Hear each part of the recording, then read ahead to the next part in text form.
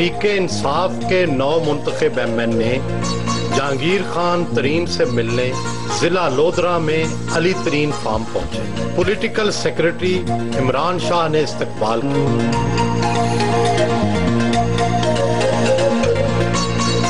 वसी लान में बहार की हल्की धूप का मजा ले रहे थे।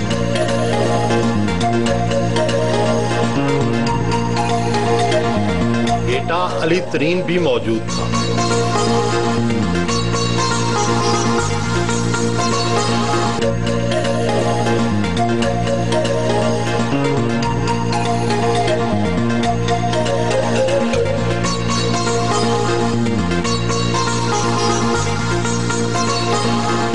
लोधरा जैसे दूर दराज इलाके का ये फार्म हाउस जंगल में मंगल का हकीकी मंजर पेश कर रहा है। ये मौजज़ा कितने अरसे में मुमकिन हुआ? ये 25-30 साल का एक सफर था। इसमें मेहनत और मजीद मेहनत थी। ये ओरिजिनल घर है, अगर आप देखेंगे बहुत छोटा सा घर है, 3 कमरे पे मुश्तमिल। और वहीं मैंने 1978 से लेके तकरीबन 15 साल वहीं पे रह के मैंने काम किया। उसके बाद जब ये मुझे जमीन मिली, ये जंगलात की जमीन थी, फौजियों को अलॉट हो गई और फौजियों को आधा मुरब्बा मिला, बंजर थी, टिब्बे थे। इस वजह से ये जमीन मुझे सस्ती मिली और अब कोई 25 से लेकर 30 साल के बाद ये जमीन अब मेरे पास तमाम, शायद जितनी भी जमीन फौजियों को मिली थी तमाम मैंने अब ले ली है। इस फार्म पर आपकी कुल कितनी जमीन है? इस फार्म पे कुछ 1250 एकड़। एक और जो कामयाबी का राज है वो ये है कि मेरा हमेशा का यकीन है कि अच्छे लोग, काम करने वाले लोग, मेरिट पे चूज किए हुए लोग जो है ना, वो आपका बहुत बड़ा असासा होता है। मेरे पास जो अब लोग हैं जो ये सारे फार्म अब ये सब कुछ चलाते हैं, इसमें से मेरी इनपुट अब मेरे ख्याल है दिन में 15 मिनट से आधा घंटा से ज्यादा नहीं होती। फिर लोग समझते मैं कामयाब हो गया हूँ, कामयाब मेरी टीम हुई है। कोमेला मशरकी पाकिस्तान में पैदा हुए, सादक पब्लिक स्कूल और FC कॉलेज लाहौर में पढ़े, MBA की डिग्री अमेरिका से हासिल की। इन मुतनव्वो तजुर्बात से क्या सीखा? मेरे वालिद साहब पुलिस में थे, बांग्लादेश में कोमेला में पोस्टेड थे, वहीं ट्रेनिंग हुई थी उनकी शायद, तो इसलिए मैं वहाँ पैदा हुआ था। फिर उसके बाद वो पाकिस्तान आ गए थे और मुख्तलिफ जगह पे भी इसलिए पढ़ा क्योंकि वो ट्रांसफर हो जाते थे तो मैं भी उनके साथ साथ चलता था। इससे फायदा ये हुआ पूरे पाकिस्तान के साथ मेरे ताल्लुकात एक तरह से बन गए। मैं चाहता था कि मैं FC कॉलेज में पढ़ूं, गवर्नमेंट कॉलेज को मैंने पसंद नहीं किया। 700 रुपए महाना की लेक्चरशिप से कैरियर का आगाज किया, बैंक में भी नौकरी की और अब अरबों रुपए टैक्स देते हैं। क्या छू मंतर किया? अल्लाह ताला ने बहुत करम किया।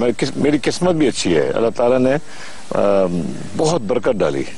मुझे कई दफा मैंने ऐसे फैसले किए जो मुझे लोग कहते थे गलत है, मगर वो सही निकले और रिस्क मैंने बहुत लिए, पीछे नहीं हटा और अल्लाह ताला ने कामयाब कर दिया। बस आपने सनतें भी लगाई, शुगर मिलें भी कायम की, कारपोरेट फार्मिंग और सनतकारी में से कौन सी चीज पसंद है? हमारे DNA में, हमारे जीन्स में काश्तकारी है। पैसे बिजनेस से ज्यादा कमाता हूँ मगर शौक सिर्फ काश्तकारी का है और मैं अपना बहुत टाइम लगाता हूँ काश्तकारी में। रहीम यार खान से रुकने कौमी असम्बली मुंतखब हुए, वफाकी वजीर पैदावार भी रहे। आप जैसे विजनरी ने मुल्क के लिए क्या इनकलाबी इकदाम किए? सियासत में मैं आया, एक एक्सीडेंट था। मेरे ब्रदर इन लॉ हैं अहमद महमूद साहब, वो नाजिम थे रहीम यार खान में, हम बिजनेस में पार्टनर भी हैं। उन्होंने इलेक्शन नहीं लड़ सकते थे, वो उनको एक कैंडिडेट चाहिए था तो उन्होंने मुझे आगे कर दिया। मेरा कोई शौक नहीं था। जब मैं इलेक्ट हुआ ना MNA, तो चौधरी परवेज राय साहब ने बड़ी मेहरबानी की, वो मेरे पास आए, उन्होंने कहा आप मेरे साथ काम करेंगे पंजाब में। फिर मैंने कई इनिशिएटिव शुरू किए पंजाब के लिए। वर्ल्ड बैंक से हम एक बाकायदा प्रोग्राम लेके आए थे जिसको बाद में पढ़ा लिखा पंजाब का नाम दे दिया गया था, वो मैंने किया था। फिर इंडस्ट्रियल पॉलिसी बनाई थी और मैं आज रिकॉर्ड पे कहना चाहता हूँ कि ये तमाम चीजें मैं इसलिए कर सका था क्योंकि चौधरी परवेज राय साहब की पूरी हिमायत हासिल थी मुझे। मुस्लिम लीग नून, मुस्लिम लीग काफ और अब तहरीके इंसाफ, सियासी जमातें क्यों बदलते रहे? मैं कभी भी मुस्लिम लीग नून का मेंबर नहीं था। मेरा जो कैरियर शुरू हुआ पब्लिक सर्विस का वो मियाँ शहबाज शरीफ ने शुरू कराया। वो मुझे मिले किसी खाने के ऊपर, लोगों ने कहा ये एग्रीकल्चर का अच्छा काम करता है वगैरह वगैरह, उन्होंने तारीफ की, कुछ थोड़ी सी हमारी गपशप लगी तो उन्होंने अगले दिन मुझे किसी मीटिंग में बुला लिया। तो उन्होंने मुझे बुला के कहा कि आप मेरे लिए काम करें, एग्रीकल्चर को संभालें आप। मैंने कहा जी मैं सियासतदान नहीं हूँ, मैं तो फर्क किस्म का आदमी हूँ, मैं अपनी मर्जी करने की आदत है मुझे, तो मैं अपनी मर्जी करूँगा। तो उन्होंने कहा आप जैसे कहते हो, उन्होंने मुझे भी सपोर्ट किया हुआ। तो मैं उनके साथ काम जरूर कर रहा था, पर नून ज्वाइन मैंने नहीं की थी। और काफ मुशर्रफ साहब जब आए थे ना, उन्होंने आके 5 पॉइंट एजेंडा दिया। वो एजेंडा चेंज का एजेंडा था। उम्मीद थी कि अब मुल्क में एक तब्दीली आएगी। उसके बाद फिर आपको पता है, हिस्ट्री आपके सामने है कि वो कॉम्प्रोमाइज बहुत सारे हो गए और वो नहीं हो सका। कई अच्छे काम हुए, मगर जितने अच्छे काम हो सकते थे उस जमाने में उससे बहुत कम रह गए। उसके बाद जब मैंने सियासतदान दोनों में पार्टियां देख चुका था, तो मैंने ये रियलाइज किया कि ये अगर हम इस मुल्क में सियासत करनी है तो ये इस तरह की रवायती सियासत नहीं चल सकती। 30 अक्टूबर का जब जलसा हुआ इमरान खान का, तो ये वाजे हो गया कि पाकिस्तान के अवाम ने इमरान खान को तब्दीली का आइकॉन चूज कर लिया। तो फिर बेहतर मैंने यही समझा कि मैं और मेरे कई जो दोस्त इकट्ठे हम काम कर रहे थे कि हम इमरान खान साहब के साथ पार्टी में मिल जाएं।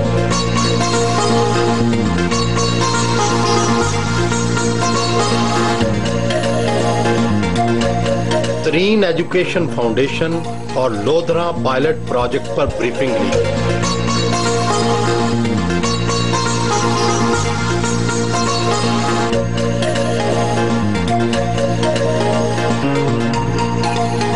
जहांगीर खान तरीन साहब आपके वालिद भी हैं, सियासतदान भी हैं, आपको उनका कौन सा रोल पसंद है? उनका काम करने का तरीका कि खुद भी मैं इंशाल्लाह आगे बढ़ूंगा, लेकिन अपने साथियों को जिन्होंने मुझे कामयाब किया उनको भी साथ बढ़ाऊंगा।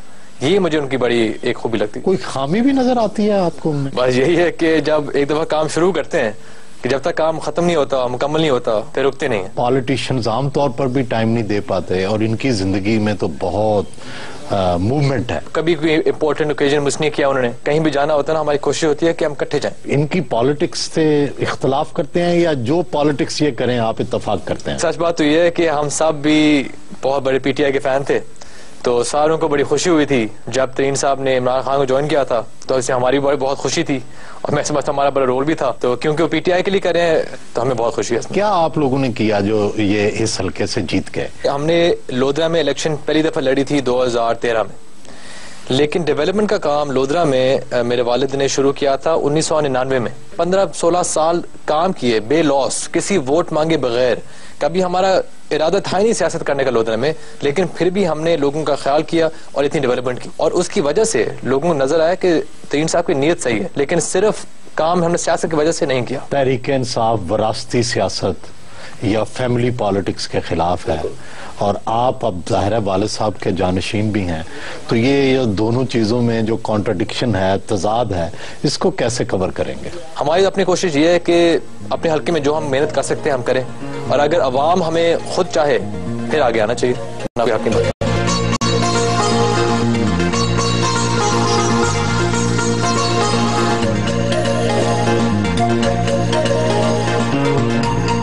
उनकी गाड़ी और उनके इंतखाबी हल्के दोनों का नंबर 154 है। वो गाड़ी खुद ड्राइव करते हैं। उनके कई एकड़ों पर मुहित आमों के बाग हैं। पाकिस्तान में हमेशा हमें यही सिखाया जाता है कि जितनी गोडी उतनी तोड़ी, जितना सफाई करेंगे बाग के आम के पौधे के नीचे उतना आपको फायदा होगा, और ये बिल्कुल गलत बात है। होता ये है कि जो मैंगो के रूट्स है ना, ये सरफेस पे फीड करते हैं, जमीन के नजदीक फीड करते हैं। तो जब आप ये गोडी करते हैं और 1 फुट आप इसको हर महीने सफाया कर देते हैं तो वो रूट्स मर जाते हैं। आम के बाग में गोडी नहीं करनी चाहिए, बिल्कुल नहीं करनी चाहिए। आपने बहुत करीब करीब दरख्त लगाए हुए हैं। आमतौर पर आम के बागों में तो दरख्त जो है काफी फासले पे होते हैं। ये वाला जो लगा हुआ बाग, ये 15 फुट पे लगा हुआ है। धूप नहीं रोकते, एक दूसरे की नशोनुमा नहीं रोकते हैं। तो इसका तरीका ये होता है कि जब ये बड़े हो जाए इतना कि एक दरख्त दूसरे की धूप रोके तो ऊपर से फिर इसकी सफाई कर देते हैं। फायदा ये है कि 45 फुट पे अगर आप लगाएं तो 22 से 25 दरख्त लगते हैं एकड़ में। आप 15 फुट पे लगाएं तो मेरे ख्याल है 200 पे लग जाते हैं एकड़ में। आम की कौन कौन सी वैरायटी आपके बागों में है? दुशहरी बड़ा पॉपुलर है इस इलाके में, सिंधरी बहुत कामयाब है, और फिर सबसे बड़ी वैरायटी चौसा की है। फी एकड़ कितनी कमाई कर लेते हैं आम के बाग से? 1 एकड़ से 10 टन आम का आना जरूरी है, और आ जाता है, आराम से आ जाता है। 10 टन का मतलब है कि अगर आपको एवरेज 30 रुपए का बिक जाए वो फी किलो, तो 3 लाख रुपए एकड़ से आ सकते हैं। मिडल मैन, वो ठेकेदार, वो तो सारी कमाई कर जाता है, काश्तकार को तो मिलता कुछ नहीं। हम लोग यहाँ से ठेके पे नहीं देते भाव, हम खुद मार्केटिंग करते हैं, मंडी में जाके बेचते हैं। मगर मंडी में भी 2-3 किस्म के मिडल मैन हैं। अगर हम 20-30 रुपए किलो बेच रहे हैं तो जब आप आम जाने के दुकान से अपने खरीदते हैं वहाँ 70-80 रुपए का मिलता है आपको। इसका क्या तरीका है मिडल मैन को खत्म करने का, जो दरमियान में मुनाफा कमा लेता है और काश्तकार को नहीं मिलता? देखें, एक तो डायरेक्ट मार्केटिंग करें। हर एक आदमी के घर के नजदीक फल की दुकान होती है जहाँ से लोग जाके फल लेते हैं, वहाँ के ऊपर से हम उस फल की दुकान को हम डायरेक्ट सप्लाई करें, पैकेट में आपको आम मिले वहीं से। ये सारी दुनिया में ऐसा होता है, एक दिन पाकिस्तान में भी होगा।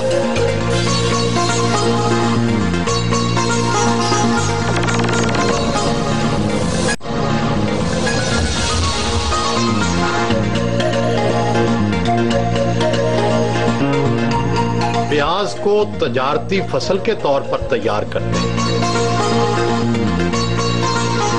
ये फार्म हाउस और फिर रहीम यार खान में आपके हजारों एकड़ के फार्म हाउस हैं। क्या यहाँ मज़ारियत पर आप जमीन जो है काश्त करवाते हैं या कोई और तरीका है आपका? मैंने आज तक अपनी फार्मिंग में मुज़ारों के थ्रू काम नहीं किया। मैंने हमेशा डायरेक्ट फार्मिंग की, अपने खुद की, अपने इंतजाम करके। और ये जो है ना, प्याज में हमने काफी सारा प्याज इस दफा लगाया था और ये अभी हार्वेस्टिंग हो रही है प्याज की। फी एकड़ कितने मुलाजिम रखे हुए हैं आपने और वो किस तरह के मुलाजिम हैं? क्या वो तालीम याफ्ता हैं, तजर्बाकार हैं, ट्रेंड हैं? 7 एग्रीकल्चर ग्रेजुएट हैं और कोई 20 सुपरवाइजर हैं, वो जो सबने डिप्लोमा किया हुआ है या हमारे फार्म पे ट्रेन हुए हैं। और जो ज्यादातर लेबर है वो ये हम नजदीकी गांव बस्तियों से खवातीन का है। इनकी दिहाड़ी कितने में बन जाती है? 100 से 120 रुपए दिहाड़ी का इनका बन जाता है और ये 4-5 घंटे का काम है।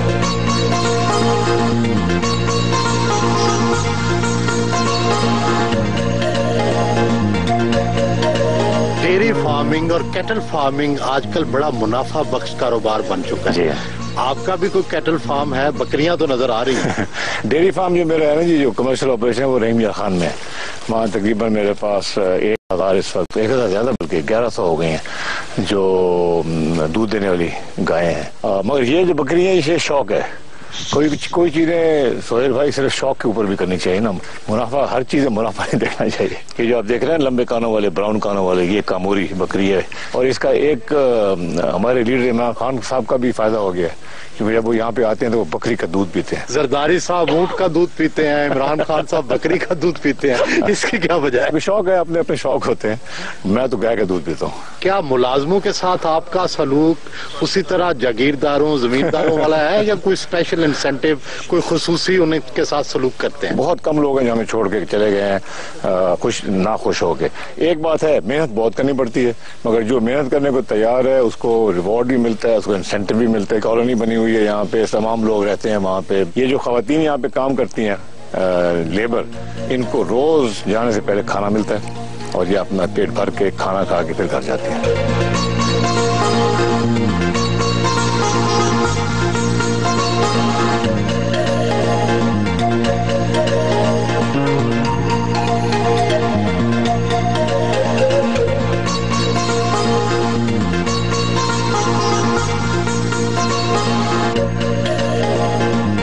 गवर्नमेंट आमना गर्ल्स हाई स्कूल पहुंचे। ये तो सरकारी स्कूल है, आप तहरीक इंसाफ के MNA हैं, आप यहाँ कैसे आ गए? मेरा शौक ये है और हमारे मुल्क की जरूरत भी ये है कि हम हुकूमत के जो इदारे हैं उनको बेहतर चलाएं, उनको दिखाएं कि जी ये तरीकाकार आप ये काम ठीक कर सकते हैं अगर आप सही मैनेजमेंट कर लें।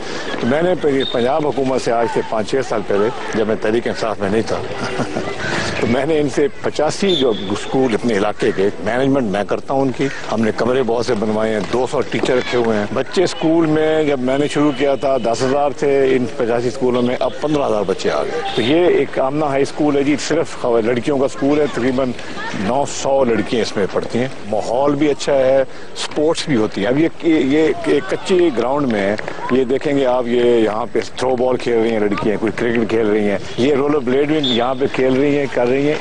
इन सब चीजों को ये तालीम का हिस्सा है। तमाम टीचर लोधरा की लड़कियां ये अवेलेबल है, ये रिसोर्स है, उनको ट्रेन करने की जरूरत है।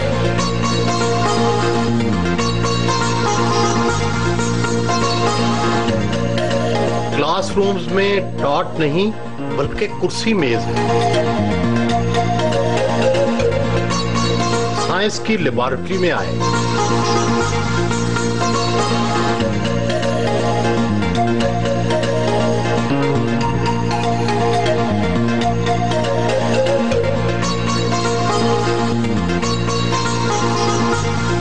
हर बच्ची को कंप्यूटर भी सिखाया जाता है।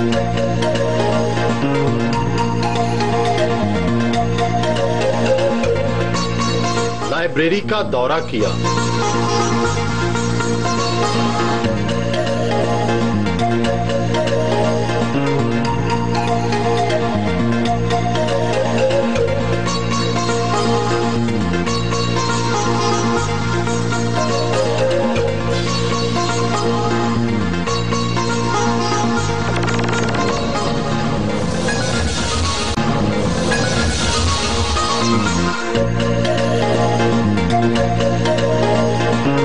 हाइब्रिड मिर्च का कामयाब तजर्बा भी किया है।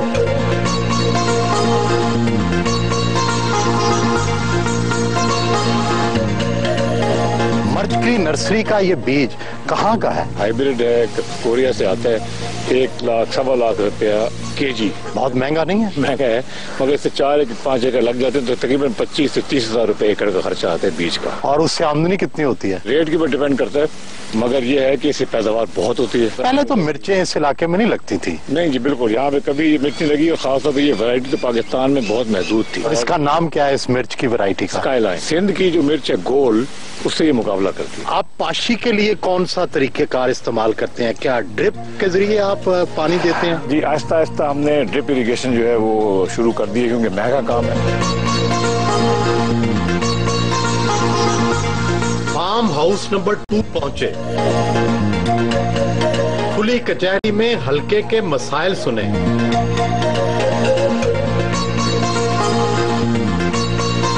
हल्का भी नया था, तरीन बरादरी के यहाँ ज्यादा अपराध भी नहीं है।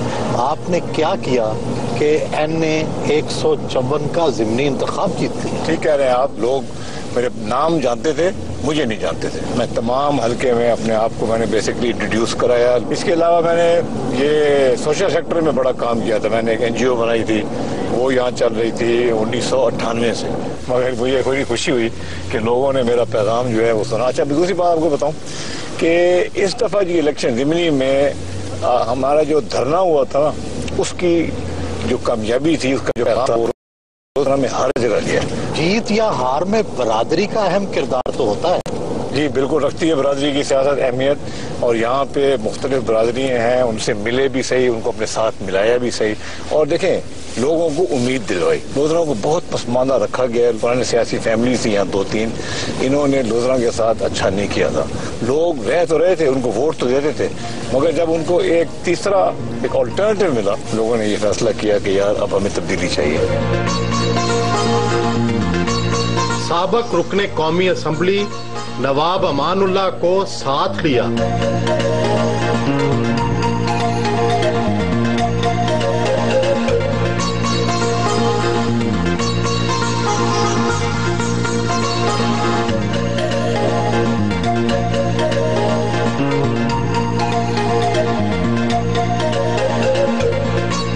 राजापुर में अपनी कामयाबी का शुक्रिया अदा करने जाम गुलाम अब्बास के घर आए।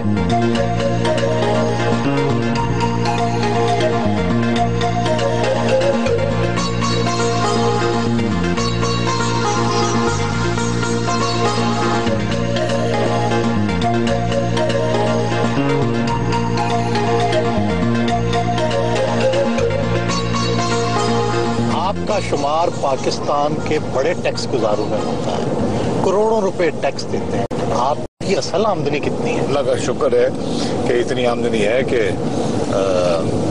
आपके मेहनत की कमाई हुई है। और मैं आपको क्या बताऊं मेरी कितनी आमदनी है, मुझे याद नहीं रहता कितनी आमदनी है, बट टैक्स मैं आपको बता सकता हूँ, आप खुद ही हिसाब कर लीजिएगा। कितना टैक्स दिया? 4 करोड़ से 5 करोड़ रुपया टैक्स बनता है मेरा। कभी ज्यादा हो जाता है, कहीं कम हो जाता है, इनकम भी ऊपर नीचे जाती है, और कभी इससे भी ज्यादा हो जाता है। फिर मेरी फैमिली, मेरे बच्चे हैं, वो अलग से देते हैं, मेरी बेगम और मैं मेरी बेगम को मैं आपको बता रहा हूँ मेरे बेटे का अलग टैक्स बनता है। तो सियासत पर कितना खर्च करते हैं? देखिए, सियासत में मैं अपनी आमदन का एक थोड़ा सा हिस्सा लगाता हूँ, और सियासत पैसे के जोर पे मैं नहीं करता। इल्जाम तो ये है कि आपने तो वोट तक खरीद लिए। वोट पाकिस्तान में कोई भी इंसान खरीद के इलेक्शन में कामयाब नहीं हो सकता। नहीं तो पूरी असेंबली है ना आपकी, वो बिजनेसमैन से भरी होती। कराची के लोग, बाकी लोग सारे पैसे खर्चते और असेंबली में आ जाते, पर ऐसा नहीं है। सियासत बहुत वक्त मांगती है, लेकिन हिस्से लतीफ के भी कुछ तकाजे होते हैं। आप फारग वक्त में क्या करते हैं? मौसीकी का भी बहुत शौक था, बड़ा सुना करता था। फिल्में देखने का बड़ा शौकीन हूँ, अच्छी फिल्म देखने का। तो इंडियन या इंग्लिश? इंग्लिश फिल्में। इंडियन मेरी बेगम मुझे दिखाती है कभी कभी, और ड्रामे मुझे जो है ना वो बेगम साहबा दिखाती हैं। अब मैंने एक और काम शुरू किया है कि क्योंकि पाकिस्तान में सिनेमा बहुत अच्छे बन गए, मैं अपने बच्चों के साथ जब मौका मिलता है ना तो मैं कोई अच्छी फिल्म जाके जरूर देखूँ।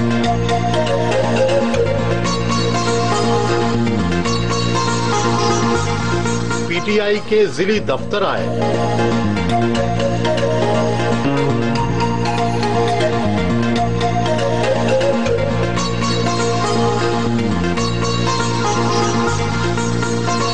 इलाका आशिक वाली टिब्बी में शेर मोहम्मद हुसैन के घर आए। उनके एजाज में जोराने का एहतमाम किया गया था।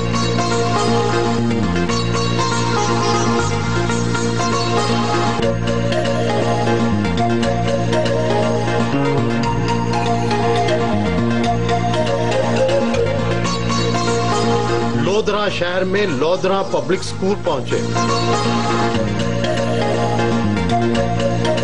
डिवीजनल पब्लिक स्कूल को अडॉप्ट करने का भी आपने मुतालबा किया है, क्या मकसद है? मैं ये कहता हूँ कि ये स्कूल मेरी एजुकेशन फाउंडेशन, जिसका हमारा रिकॉर्ड है यहाँ पे, हम 5 साल से काम कर रहे हैं, हमें ये अडॉप्ट करने दें। हम इसकी मैनेजमेंट में बेहतरी लेके आएंगे। हम इसमें मिसिंग फैसिलिटीज जो हैं वो तमाम को मुकम्मल करेंगे। तो आप तो जाती बुनियाद पर चलाएंगे? नहीं, बिल्कुल नहीं जाती बुनियाद पर चलाऊंगा। बोर्ड ऑफ गवर्नेंस के अंडर ही होगा। जो फीस ये लोग ले रहे हैं इसमें कोई इजाफा नहीं होगा। मेरी एजुकेशन फाउंडेशन है, मैं जहांगीर तरीन अडॉप्ट नहीं करेगा। कितनी डोनेशन देंगे? मैं 2 करोड़ रुपए का बजट इसके लिए मैंने मुख्तस कर चुका हूँ। असातिज़ा कहाँ से लाएंगे? सब कुछ लोधरा में मौजूद है, और अगर नहीं मौजूद है, कोई ऐसे लोग हैं जिनको एक्सपोजर नहीं है, तो हम ट्रेनिंग कराएंगे। इनको हम कराची भेज के ट्रेनिंग करेंगे, लाहौर से ट्रेनर मंगवा लेंगे यहाँ पे।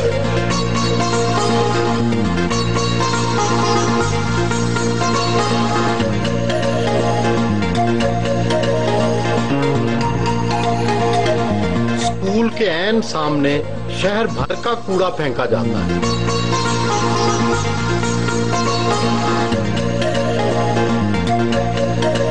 पब्लिक स्कूल के साथ गंदगी के ये ढेर क्यों लगाए गए हैं? पहली तो बात यह है कि ये जो जमीन है ये भी पब्लिक स्कूल की है। यहाँ पे बाकायदा कॉलेज बनाने के लिए जगह मुख्तस की गई थी पहले। अब ये क्योंकि खाली पड़ी रही है, तो यहाँ पे जो भी लोधरा से जो गंद निकलता है, जो ये वेस्ट निकलता है, ये 4 से कुछ दूर 6 एकड़ जमीन उसके लिए मुख्तस की गई है। मगर क्योंकि ये डीजल बचाते हैं तो ये सारा यहाँ डंप कर देते हैं। और दूसरी बात यह है कि क्योंकि यहाँ पे MNA MPA जो इस इलाके के हमेशा से रह गए हैं नुमाइंदे, उन्होंने कभी फिक्र नहीं की। मेरा ख्याल है मैं पहला MNA हूँ जो यहाँ इस गंद पे आ जाके खड़ा हुआ। अगर हमारी हुकूमत हो तो ये TMO वाला बंदा एक दिन नहीं यहाँ रह सकता, मगर वो भी सिफारशी है। सिद्दीक बलोच का खास आदमी यहाँ लगा हुआ है, उसने उसको कोई हाथ नहीं लगा सकता।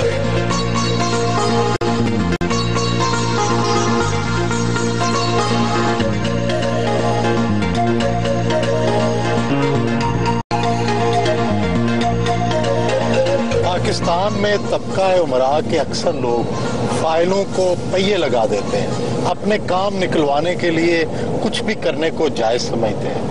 आपका तरीकेकार क्या है? मैंने ऐसे कारोबार नहीं किए जिसके अंदर फाइलों को पहिए लगाने की ज्यादा जरूरत पड़ती, और मैंने कोशिश की है साफ शफाफ कारोबार करने की, टैक्स पूरे देने की। तो फिर मुश्किलें तो बहुत पेश आती होंगी? जी, मुश्किलात पेश आती हैं, कई जगह मुश्किलात पेश आती हैं। संजीदा और स्कैंडल फ्री है, फिर भी हिस्से लतीफ तो होती है।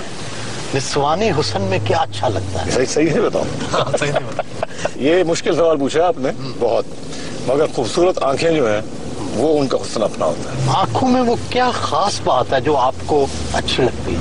आंखों में एक एक्सप्रेशन होता है, और वो एक्सप्रेशन में खूबसूरती होती है। जैसे कहते हैं हिरनी जैसी आंख भी होनी चाहिए, मगर उसके बाद कई आंखें होती हैं जिसमें जान नहीं होती। आंख खूबसूरत होती है बज़ाहिर, मगर जान नहीं होती।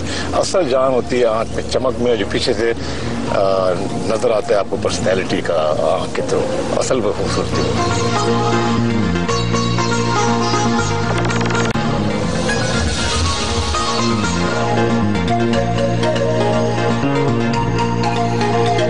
सुहेल भारा के फार्म पर पहुंचे।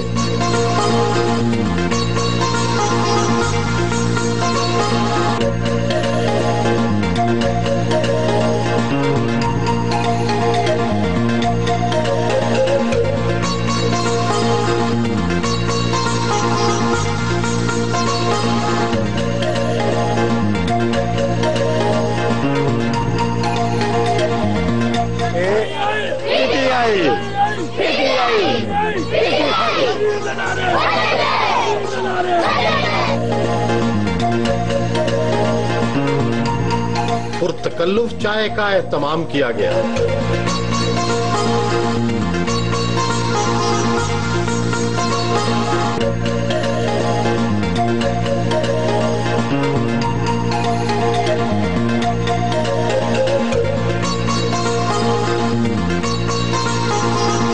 लोग हैरान होते हैं कि आपके पास कौन सी गिद्दड़ सिंगी है कि आप शहबाज शरीफ के भी करीब थे, चौधरी परवेज लाई के भी करीब थे और अब इमरान खान के भी करीब है। ऐसे ही हुआ है और मैं अपने मुंह से ये कहता हुआ अच्छा नहीं लगता, मगर शायद जो मैं डिलीवर कर सकूं किसी के लिए, लीडर्स जो होते हैं वो उस बात को पसंद करते हैं कि कोई इंसान ऐसे हों, कोई लोग ऐसे हों जो उनके लिए, जो उनका मकसद है, जो उनका काम करना चाहते हैं, उनमें उसकी मदद ज्यादा कर सकें। कहीं ये तो नहीं कि आप लीडरों की मुखालफत नहीं करते उनके मुंह पर? मैं बड़ा फ्रैंक सा आदमी हूँ और मैं अपना ओपिनियन स्ट्रांगली देता हूँ। तो यस मैन बन के मेरा ख्याल है किसी लीडर की आप उसकी मदद नहीं कर सकते। ये इल्जाम भी लगता है कि आप एस्टेब्लिशमेंट के बहुत करीब हैं, इसीलिए 3 मरतबा वजीर आजम बनते बनते रह गए। ये सब कुछ हो रहा था तो उसके अंदर मेरे से किसी ने आज तक नहीं आगे बात की कि तरीन साहब हम आपको कंसिडर कर रहे हैं प्राइम मिनिस्टर के लिए। तो मैं इन चीजों का कभी फिक्र नहीं करता था। मुझे याद है कि मैं जब चौधरी परवेज लाई साहब एडवाइजर का काम कर रहा था तो मुझे 1 साल के बाद प्रेसिडेंट मुशर्रफ साहब ने बुलाया और मुझे वो वफाक में एग्रीकल्चर का मिनिस्टर बनाना चाहते थे। मैंने इनकार कर दिया। तो जनरल हामिद जावेद थे और ब्रिगेडियर नदीम ताज थे, उनके MS थे और वो उनके चीफ ऑफ स्टाफ थे। वो दोनों मेरे पास आए, बल्कि मुझे कल कमरे में बिठाया और मुझसे आके पूछा कि हम आपसे मिलने इसलिए आए हैं कि आज तक हमने कोई ऐसा इंसान नहीं देखा जो हम वफाकी वजीर जिसको हम बनाना चाहते हैं उसने इनकार कर दिया। रिश्तों की नजाकत को समझना मुश्किल तो होता है। पहले अपने अजीज हुमायूं अख्तर खान के साथ कारोबारी शराकत की और फिर मखदूम अहमद महमूद के साथ कारोबार चलाया, लेकिन चल ना सकी। क्यों? ये जो पाकिस्तान में पार्टनरशिप होती है ये बहुत मुश्किल चीज होती है और इसमें कई मसाइल आ जाते हैं, खासतौर पर जब बहुत वक्त गुजर जाए, अपनी औलाद बड़ी हो जाए, पार्टनर्स की औलाद बड़ी हो जाए, तो जो पहले की एक अंडरस्टैंडिंग होती है वो बाद में चेंज हो जाती है। मगर खुशी की बात यह है कि मसाइल हुए मगर खुश असलूबी से सेटल हो गए, बदमजगी ज्यादा नहीं हुई। तहरीक इंसाफ के इलेक्शन ट्रिब्यूनल के सरबराह जस्टिस वजीउद्दीन अहमद ने आप पर इलेक्शन में धांधली के इल्जामात लगाए, क्या वो सही थे? ये मेरा ही आइडिया था कि हमने कोर कमेटी में पेश किया कि जी ट्राइब्यूनल बना देते हैं, पिटीशन सारी की सारी पेंडिंग उनको भेज देते हैं, वो फैसला करें। उनकी एक मियाद थी, उस मियाद में उन्होंने जो भी 2-3 पिटीशन ही सुनी और उसकी पिटीशन में कहीं भी मेरा जिक्र नहीं था। जब उनकी मियाद खत्म हो गई, उन्होंने जो भी फैसला दिया कि सारे कमाल का फैसला दिया उन्होंने कि पिटीशन 2 सुनी और तमाम पार्टी के इलेक्शन को उन्होंने कलअज़म करार दे दिया। हालांकि कमाल की बात यह है मैं इंटर पार्टी इलेक्शन लड़ा नहीं था, परवेज खटक साहब लड़े थे इलेक्शन और उस इलेक्शन में ये इल्जामात लगा दिए और जस्टिस साहब ने ये फैसला दिया दूसरी कहानी की सुनने के बगैर। हमें डिफेंड करने का न मौका मिला न कुछ हुआ, उन्होंने बस ये फैसला करके दे दिया और मुझे बड़ा अफसोस है। जो लोग जस्टिस साहब को पसंद नहीं थे उनके खिलाफ उन्होंने ऑर्डर सुना दिया। आपको मैनेजमेंट का गुरु कहा जाता है, जबकि कई लोग कहते हैं कि पाकिस्तान नाकाम रियासत बनने जा रहा है। आपको वजीर आजम बनाया जाए तो क्या आप इसे कामयाब बना सकते हैं? मैं वजीर आजम नहीं बनूंगा वज़ीर आज़म हमारे पार्टी के लीडर इमरान खान ही बनेंगे, मगर उनकी मावनत मैं ज़रूर करूँगा। और हाँ, ऐसा प्राइम मिनिस्टर जो कि मैनेजमेंट कर सके, अपने इर्द गिर्द अच्छे मैनेजर इकट्ठे कर ले जो सियासी भी हों, सियासी होना भी ज़रूरी है। टेक्नोक्रेट अच्छा मैनेजर सिर्फ नहीं बन सकता मुल्की सतह के ऊपर। मैनेजमेंट में 2-3 बड़ी अहम चीज़ें हैं। एक तो ये कि हम लोग सिर्फ बड़ी बड़ी मीटिंगें करके फैसले करके उठ जाते हैं, उसके बाद में फैसले की डिटेल में कोई नहीं जाता, फैसले की इम्प्लीमेंटेशन में कोई नहीं जाता और फॉलो अप कोई नहीं करता। सोशल मीडिया पर इल्जाम लगता रहा कि रेहाम खान और इमरान खान की शादी करवाने में भी आप आगे थे और फिर डिवोर्स करवाने में भी आपका रोल था। आप क्या कहेंगे? मैं इस पर हंसी कर सकता हूँ। देखें, जब तक शादी इनकी हुई थी तो मैं रेहाम खान को जानता भी नहीं था, मैंने कभी उनके साथ टीवी पे इंटरव्यू भी नहीं किया था। ये खान साहब का अपना फैसला था। और जो डिवोर्स होती है वो उसकी वजह होती है मियाँ बीवी के आपस में इख्तलाफात। कोई और थर्ड पार्टी इसके अंदर कोई रोल प्ले नहीं करती और मेरा इसमें कोई ताल्लुक नहीं था। तो रेहाम खान क्यों इल्जाम लगाते थे? एक दफा इन्होंने एक इस तरह की बात की थी, शायद उनको कोई इस तरह की बात मिली हो। खान साहब मेरे से चीजें शेयर तो करते हैं और इन्होंने डिवोर्स से कुछ अर्सा पहले मेरे से कई चीजें शेयर भी की थी, तो शायद उनको ये बात अच्छी ना लगे। रात गए लाहौर जाने के लिए बहावलपुर एयरपोर्ट पहुंचे,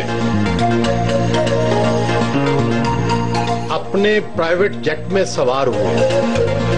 कहा जाता है कि पीटीआई की सियासी उड़ान और मकबूलियत में आपके इस जहाज का भी बड़ा किरदार है। ये जो जहाज है लग्जरी नहीं है, ये एक इसको कहते हैं अंग्रेजी में टाइम मल्टीप्लायर। उस हवाले से जो भी सियासी पार्टी की लीडरशिप होती है उनके पास टाइम लिमिटेड होता है।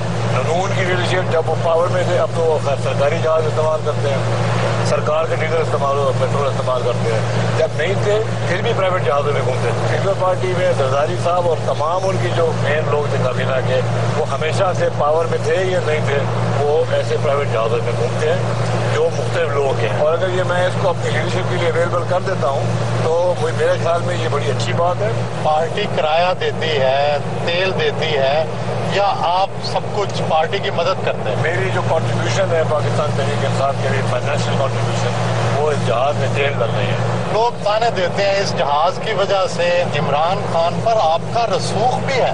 इमरान खान साहब को सारा पाकिस्तान जानता है, वो एक जहाज की मार नहीं है। मेरे से अगर ये लोग समझते हैं कि एक जहाज की वजह से मेरा किसी के ऊपर इन्फ्लुएंस है, तो वो भूल जाते हैं कि मैं शहबाज शरीफ के साथ जब काम करता था उसकी पूरी मेरा इन्फ्लुएंस था।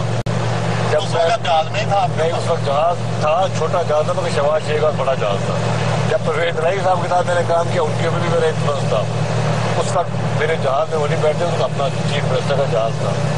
तो ये बातें लोग भूल जाते हैं। आपकी कुल कितनी जमीन है? जमीन का शौक है आपको? मेरी अपनी जमीन तो तकरीबन टोटल करें तो 1500 एकड़ होगी, ज़्यादा नहीं है। मगर मैं जमींदार जो काश्तकारी करता हूँ, खासतौर पर जो शुगर के प्लांटेशन है, वो लीज लैंड के ऊपर मेरी मलकियत नहीं है, तो वो काफ़ी ज़्यादा है। मगर वो सारी के साथ तो हजारों एकड़ में जी वो है। आप मालिकों को पैसे देते हैं, एक तरह की ठेकेदारी है? जी ठेकेदारी है। हम जब 10 साल की लीज में जमीन लेते हैं। मुकाबला सख्त होता जा रहा है, क्या आप पार्टी इलेक्शन लड़ेंगे? जी बिल्कुल लड़ूंगा। आपके कितने बच्चे हैं और क्या इनमें से कोई सियासत में आएगा? मेरे 4 बच्चे में से एक बेटा है और वो मेरी मुआवनत करता है। सियासत का उसको कभी शौक नहीं था, ना इलेक्शन लड़ने का, मगर क्योंकि मैं उसका वालिद इलेक्शन लड़ रहा है तो उसने मेरी बहुत हेल्प की। मेरा चंबन के इलेक्शन में कैंपेन मैनेजर था, ऐसा ऑर्गेनाइज किया उसने कि दिल खुश के। सियासत में आएगा? सियासत मेरी मुआवनत में आएगा। देखिए अभी हमारे 7 वाले हल्के में इलेक्शन हो रही है, जलालपुर की वाला 153 में, वहाँ से लोगों की डिमांड आ रही है कि अली खान को वहाँ से इलेक्शन लड़ाओ, मगर मैंने लोगों को कह दिया है कि अली खान इलेक्शन नहीं लड़ेगा वहाँ से। अली खान ने मेरे हल्के में रहना है, मेरी मुआवनत करनी है और हल्के को संभालना है मेरे साथ। लाहौर एयरपोर्ट पहुंचे, वहीं खुदा हाफिज कहा।